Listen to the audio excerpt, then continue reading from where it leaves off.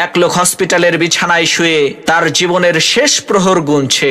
এদিকে তার পরিবারের লোকজন আর হসপিটালের একজন নার্স তার বিছানার পাশে দাঁড়িয়ে আছে। এমত অবস্থায় মৃত্যু শয্যায় শুয়ে থাকা ওই ব্যক্তি তার বড় ছেলেকে কাছে ডেকে বলল, বাবা, ঢাকার গুলশানের আলিশান 10টা বাড়ি আমি তোমাকে দিয়ে গেলাম। এরপর তার একমাত্র মেয়েকে কাছে ডেকে বলল, মারে, বনানীর 5টা ডুপ্লেক্স বাড়ি আমি তোমাকে দিলাম।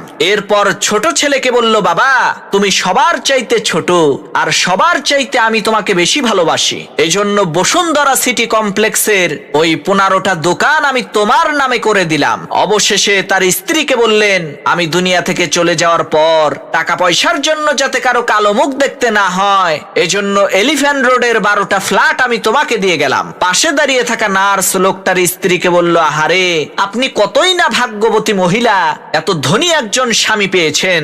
মৃত্যুর আগে আপনার স্বামী আপনাদেরকে কত ধনসম্পদ দিয়ে যাচ্ছে।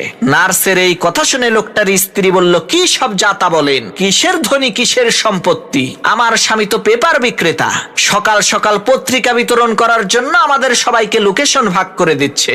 লোকটার স্ত্রীর এই কথা শুনে ওই নার্স আজও পর্যন্ত কোমায় আছে।